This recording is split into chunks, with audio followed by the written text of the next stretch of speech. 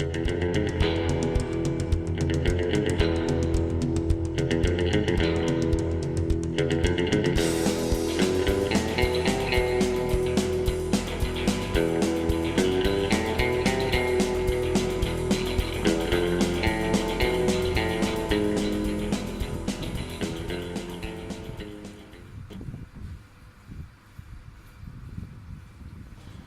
again. I'll be doing a review this time of my new 17 Hornet. It's a Savage Model 25, the Walking Varminter it's called, and not a bad gun, at all. But first things first, I'll put that over there so that it's not in the way. Let's see, turn these off. I've got really full bore lights on, so that's why I'm wearing the sunnies, because it bugs me. Let's see. On the rifle itself, the barrel finish is matte black. I don't know what the finish is, but it looks really tough. Yeah, it looks not bad. Barrel length is 22 inches, carbon steel, 17 Hornet. Magazine capacity is 4. It's got these plastic single row, single stack 4-round magazines that are just super cheap. Yeah, looks like junk. Does the job. It's a right hand. I don't know. I don't think it's available in the left hand. I think it's right hand only. Length of pull is 13.5 inches, which is pretty good. It's not a little kiddie's gun. Let's see. Overall length is 41, almost 42 inches. And what else have we got here? The receiver is black, same as the barrel, that matte black. I'm not sure what it is. It looks like it's not parkerizing. It looks really tough. Let's see. Weight is 7 pounds, which is pretty heavy. Yeah, for a little gun. Let's see. What does Savage have to say? Rah rah rah rah rah. Durable and extremely accurate, thanks to a button rifled 22-inch medium contour carbon steel barrel. It features user adjustable accu trigger, the old accu trigger that the much vaunted Savage accu trigger that they really reckon is something special. I don't have any time for it actually. I think it's a piece of junk. So the first chance, actually, I had a look. Well, I can't dump the whole trigger, but Rifle Basics makes a replacement that isn't cheap, but that looks like the one to go for. So no doubt I'll get that, the Rifle Basics replacement, because I'm very fussy with triggers, and that trigger is just not good. Let's see. Features: light, rugged, and accurate for mobile varmint hunting. Well, 7 pounds on its own is not that light. Rugged, I mean the T-bolt is only what? 5 pounds 4 ounces? And that's the same barrel. 22-inch medium profile barrel, so yeah, I don't know why that's so heavy. Let's see. Accu trigger for a crisp and personal trigger pull. Yeah, right. Button rifle. So that's Savage. Keep repeating themselves. Now let's have a look. Let's talk about the actual 17 Hornet, because there's 17 Hornet and there's 17 Hornet. The 17 Hornet is a 17 caliber centerfire, originally offered as a Wildcat cartridge by P.O. Ackley in the 1950s. Mr. Ackley, who was did a whole lot of wildcatting. So he just snapped down a 22 Hornet down to 17. Well, a K Hornet actually. It doesn't say it here, but this is Wikipedia, so yeah, they didn't mention that. He necked down a K Hornet. The K Hornet is different from the old 22 Hornet. It says here, the result was a small, quiet cartridge. It's not quiet, it's loud, let me tell you. It's just like shooting a 223. I'm not kidding. Rambles on. 60 years later, the Hornety Manufacturing Company turned Ackley's idea into a commercial product with a similar cartridge. The 17 Hornety Hornet uses a 20 grain Super Performance VMAX projectile with a published velocity of 3650 feet per second. And I've actually watched a video, I can't remember who it was, where they actually put these things on a chrono and it was 3650, so it's screaming. Yeah. Surprisingly, and I've got it up on that board, surprisingly, the barrel does not heat up much at all. Even though I was just putting round after round after round through this thing, and the barrel, it got a little bit warm, but didn't get hot at all. Even though the rounds are travelling through there at 3650 feet per second, so yeah, that's good. Alright, so however the new standardised ammunition, the Hornet, and brass is not built to exactly the same dimensional specifications as the original Wildcat or the dimensions listed on this.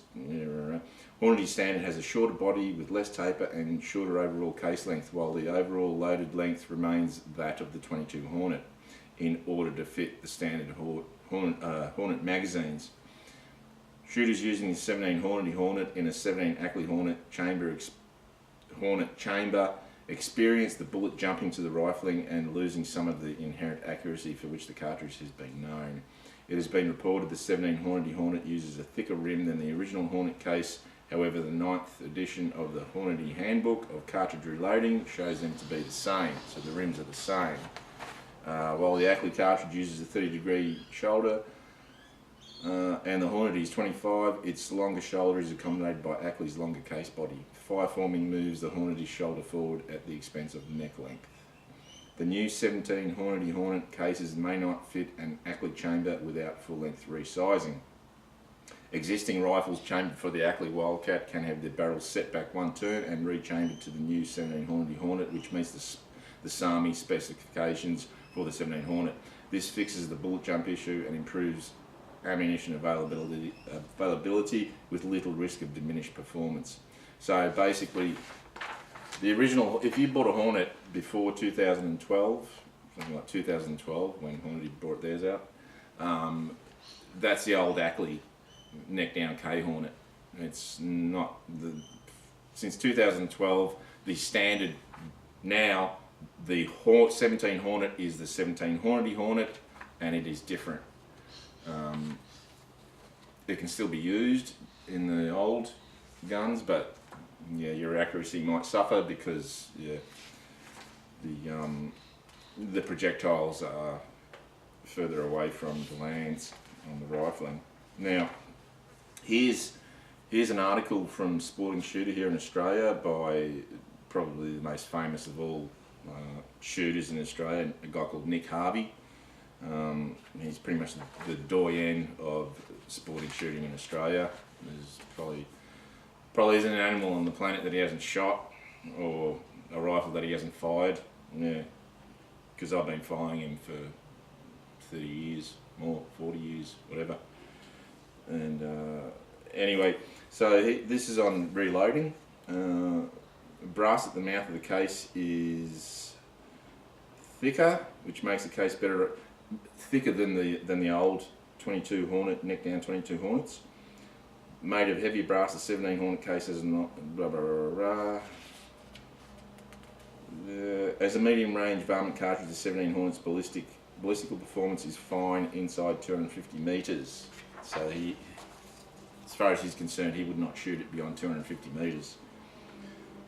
According to Hornady's Dave Emery, the 17 Hornet was designed around the company's 20 grain VMAX bullet, and a 1 in 9 twist is ideal. Now, I don't know what the twist is in this rifle because I've not seen it written anywhere.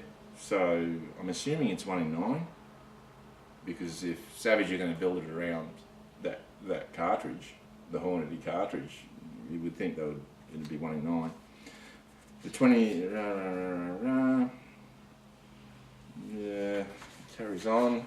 Now, powders that he uses to reload it. Lil gun. I don't know what the availability of that is where I am. AR2207, an Australian powder. I'm sure that Hodgdon sells it in the United States. I don't know what it is in the United States. Hodgdon would sell it. AR2205 and AR2219, Australian powders. he just says to be careful when assembling the loads, because you get to a certain point and then the pressures increase like dramatically. So yeah. Now he says here, my best load with the 20 grain VMAX was 10 grains of lil gun with a sizzling 36.99 feet per second. Now he was using a Model 25, so I might go for that. But 10 grains of AR2205 gave a handy 35.35, and Wing 296 did 35.50. Yeah, and he says you should use CCI 450 primers exclusively. Now I'm going to see if I hope I can get lil gun and get almost 4,000 feet per second. That's really smoking. From the perspective of hand loading, the 17 Hornet and the Savage 25 make a nice combination. Suppose we first consider accuracy. Lil gun immediately stands out, having been used in the loads that produce the highest velocities and cut the tightest groups. So yeah, lil gun, that's the way to go. The tough Hornety brass will withstand a good many reloadings, most of them either full power or close to it, but after 4 reloads my 17 Hornet brass gradually lengthened and I trimmed them to 1.335, which is 0.15 below the standard length of 1.35. Thereafter the rate of stretching slowed noticeably. Cases lasted through numerous reloadings before a second and final trimming became necessary. Summing up, the Savage 25 is well made with a strong rigid action and a stable laminated stock. I haven't got the laminated stock, but I'm definitely getting a replacement stock. Hopefully a laminated stock for this thing, because that will maintain a constant zero. The Hornety is a fine mid-range varminter that is capable of reaching out to 250 metres to handle 90% of all varmintures and allows the shooter to call his shots through the scope. It isn't as hard on barrels and far less susceptible to fouling and requiring frequent cleaning than the larger case 17 Remington Fireball and 17 Remington, but I've saved my best news for last. You'll get up to 700 loads from a single canister of powder. You can't get a cartridge that's more economical than that. Yeah, that's true. So, old Nick Harvey, he was using a Savage 25 when he did all that. So, I think I'll take his advice and use try and get the old lil gun. Obviously, if he could get it, I should be able to get it because I'm Australian. He was in Australia. He's in Australia. I think he's still alive. In any case, let's do let's go through the rifle stock. There's 3 screws that hold it all together. The bottom metal, the screws go through the bottom metal. So there's 3 screws, 1, 2, 3. And one thing I like about these screws, they're all the same length. You cannot mix them up. So they just screw into there. So you've got you've got steel inserts, ferrules in the plastic stock, and you've also got steel inserts in the bottom in the plastic bottom metal. So it's not a bottom metal, it's a bottom plastic, which is good because like on when I had that Howard Mini action, it had plastic bottom metal and magwell, and you were just tightening up on plastic, and I actually had it split. But this one, no, you've actually got metal inserts, so well done, Savage. Kudos for that. Now, the stock itself, yeah. If you've seen an Axis, well, you've pretty much seen this, because I think you can take this, but can you take this? Oh no, I busted it. Oh shit. You're supposed to be able to take that off. I just broke it. Oh shit. Well, you've seen it. I broke the damn thing. No, it doesn't matter now. I've got a hole there. I'll have to patch that up. Yeah, I thought you could push that in and it would come off. Obviously not. Obviously, I don't know what I'm doing. I just broke it. I was going to get a replacement stock anyway. Oh yeah, sure, they're saying. No, I was, because these Savage stocks are just junk. I was going to get a nice Boyd's laminate stock for it, because they do also come in laminate, but yeah, this one didn't. Anyway, so Let's see. So that's a stock. Is your typical cheap, really crappy, Axis style stock. Now the actual, we're going to the bolt. One peculiarity of the bolt. One thing about the bolt is that you can actually unscrew it and put a different style bolt on there, because you've got a hex. Yeah, hex recess in there, and it's actually, you can see where it's screwed on. One thing about the bolt is the extraordinary length of this thing. It's a tiny little cartridge. Let's get a cartridge out. That's the cartridge. Wrong end. Use a tiny little cartridge. We're talking. Alright. Shouldn't have done that. That's the cartridge, right? Now that is, I mean, we're talking, really, there's my thumb. We're talking a tiny little cartridge, and yet, that's the, I'll see if I can get it in here. No, I can't, because that's the bolt for it. It's enormous.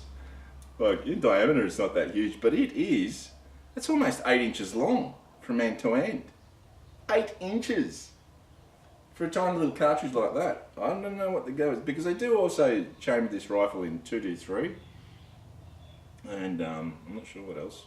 I think 22 on it and 223. So this, but man, an 8-inch long. One nice thing about I'll put that away. One nice thing about the bolt is that it's jeweled. So and some people think, oh, why do they bother? Now, I do find that strange a little bit, because everything about this rifle screams cheap, budget, but they've actually jeweled the bolt, so it is quite smooth. It's really smooth, really nice and smooth. The bolt is, if you were looking at from there back, you'd think that looks like a bolt off one of their rimfires, and it does, but it's not, because it's a centerfire bolt, and it's a 3-lug bolt with a rotating head. I rotate it. But it's 8 inches long. Now, what can I say? The magazine. It gets stuck. The magazine. Let's try and put some ammo in here, because I know that people have had trouble with the magazine. See if I can get some ammo in here. There's one. There's two. There's three. There's four. Alright. Now, because it's rimmed, you can't just force them in through the lips, even though it's plastic or polymer. You can't just, because it's got that rim, Unlike rimless cartridges where you can usually just force them in, you can't do that with this. You got to go in from the front. So you might be able to force it, but I wouldn't want to do it. You might, no, that's hard plastic. It's not flexible at all. I know that people have had a bit of trouble with these things because this screams really cheap. Now, I might just put it back together. Oh no, wait. I can just put the bolt in. Alright, so where is it? It's like that. And just pull the trigger to put it in. Really simple. Now that is,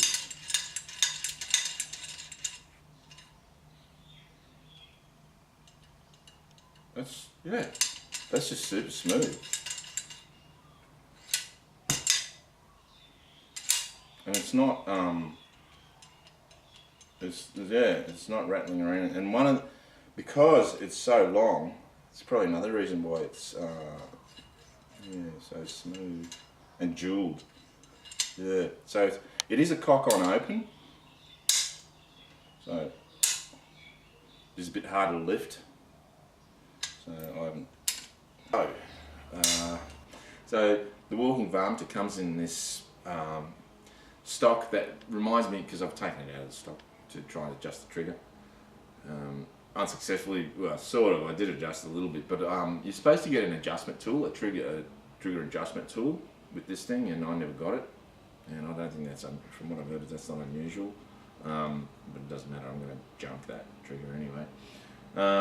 Yeah, the stock is, if you've seen Axis stocks, Savage Axis stocks, if you own a Savage Axis, then you know what I'm talking about. It's a piece of garbage. You know, really. It's it's just it just moves around all over the place. Yeah, not good. Yeah, because there's a massive recoil pad, vented recoil pad. God knows why. You know, the recoil is, you know, negligible. Now, the what can I say about? Yeah, it's essentially a beefed up. The Model 25 is essentially a beefed up rimfire, Savage rimfire. They look the same, you know. It's just very similar action, style of action, you know. Yeah, so the old Accu trigger, that's rubbish. Yeah, the magazine is a little cheaper. The whole rifle just screams cheap, you know. It really does. Because I've never owned a Savage bolt action before, and this bolt, have a look at the length of that. I mean, let's have a look at the size of the cartridge. This is what I find amusing. That's the cartridge. You can hardly see it. That is the cartridge. That is the bolt. You've got to be kidding. That bolt is 8 inches long. That's longer than any bolt that I've got in any. It's longer than my 7mm Rem Mag bolt. Or my 458 Win Mag bolt. You know, it's insane. But yeah, so that's probably where some of the weight is. But in any case, it's a 3-lug bolt with a hook extractor, type extractor, you know, Seiko type extractor, which I like. So with the 3 lugs, the bolt throw is not much at all. You know, we're talking sweet FA. I'll get it in there. Yeah, typical, you know, rimfire style bolt remover. You just pull the trigger. The sear is the bolt stop. Yeah. So yeah, that bolt throw is not much at all. Now, so what can I say? Yeah, as you'll see, hopefully I've added the phone footage, and hopefully you can see how windy it was. It's the windiest it's ever been when I've been at that range. It was seriously windy, and I thought, and it was actually blowing the opposite direction like it normally does. It was a southerly. Usually it's a northerly, but it was blowing a gale.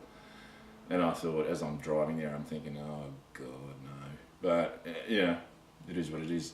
So initially, when I got the rifle, and I got some ammo for it, and I went to cycle it. I was at home, and I tried to cycle it slow, and it kept jamming up on the not on the ramp, but it's a bit of a strange design. The actual chamber, like the start of the chamber, actually pokes out.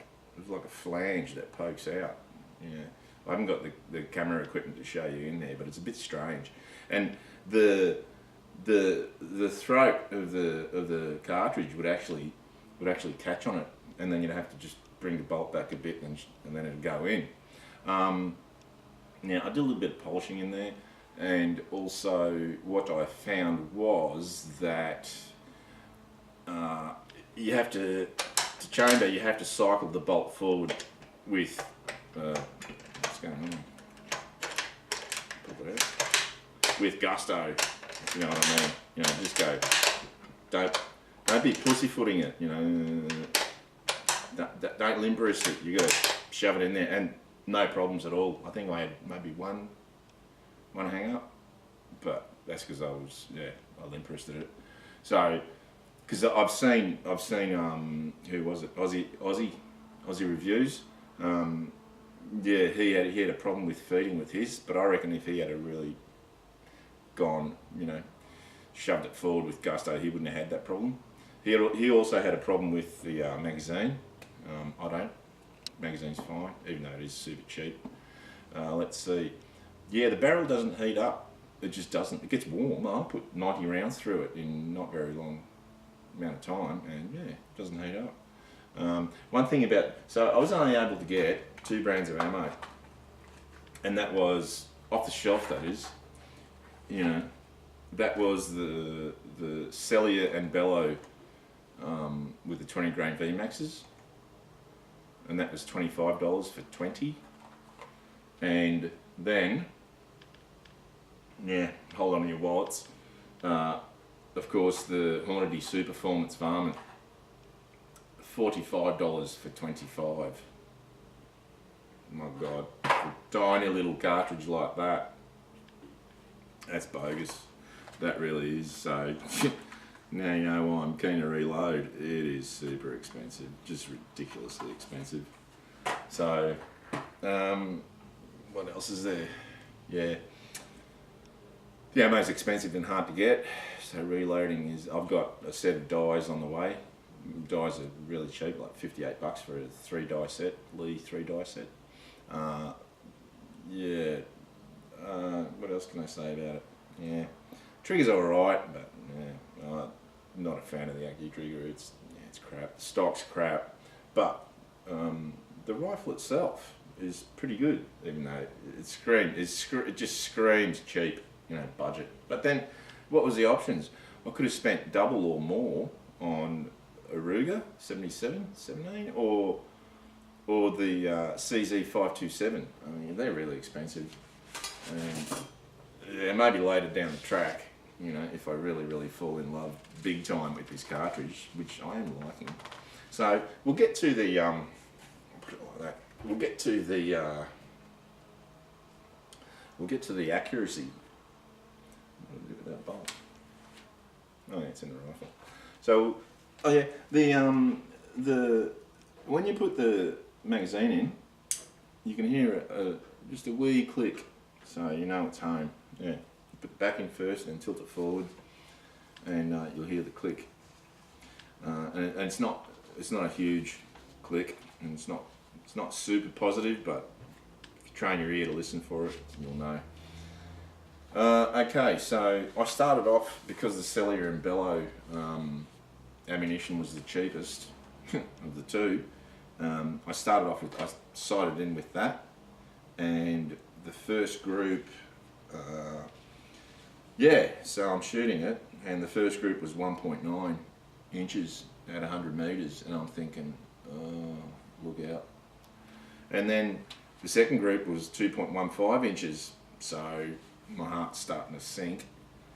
Then the third group was 1.3 inches, and I'm going, hang on a minute, this isn't bad. They're all four shot groups because it only holds 4 in the magazine, so I'm not going to muck around.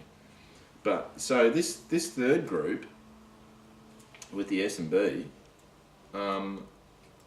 without the flyer, it would have been 0.37, but with the flyer it was 1.3.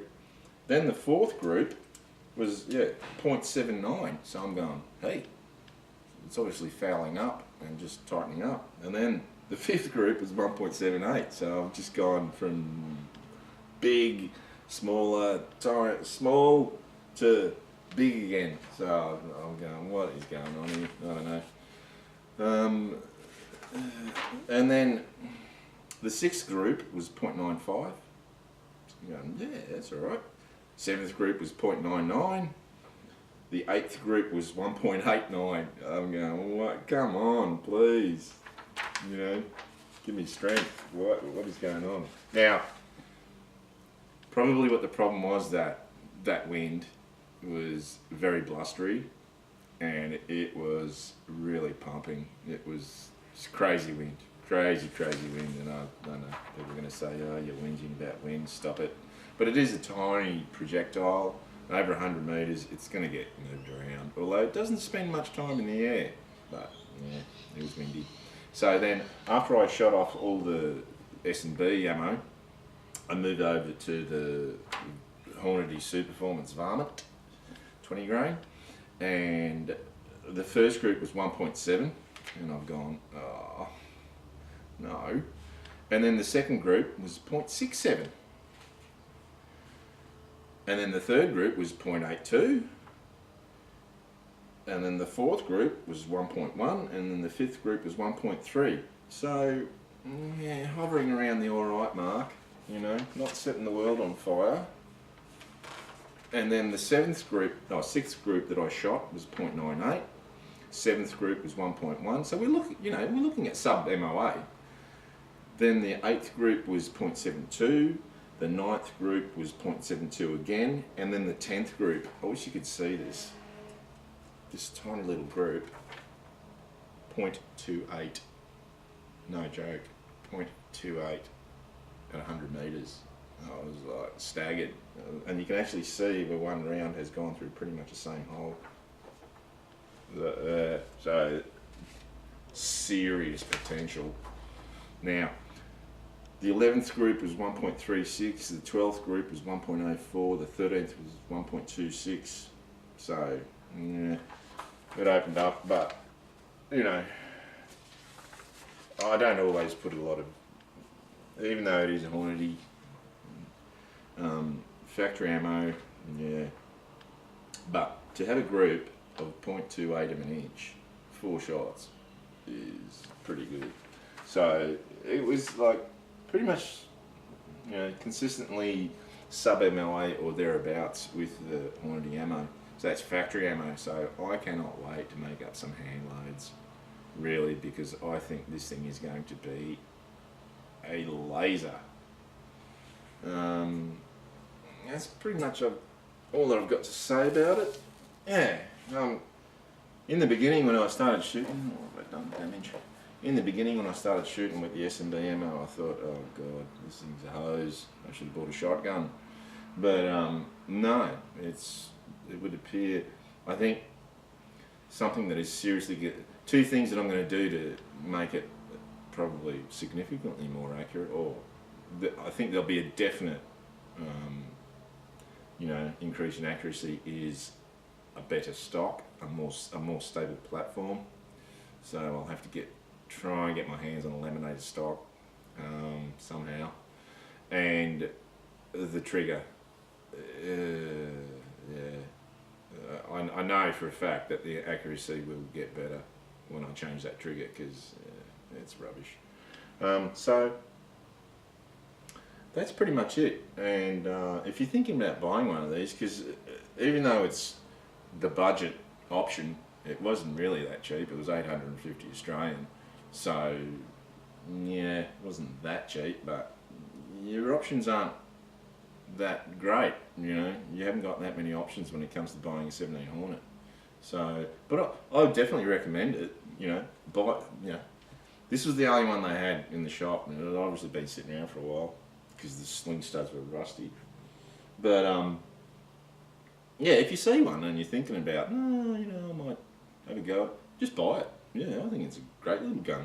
Yeah, little, it's 7 pounds, so it's like a, you know, full-size centerfire. But it's definitely got the potential there. It's got potential. So I can't wait to cook up some really nice, accurate hand loads, and different stock, different trigger, and I think I'm going to really love this gun. So that's about it, and I'll see you later.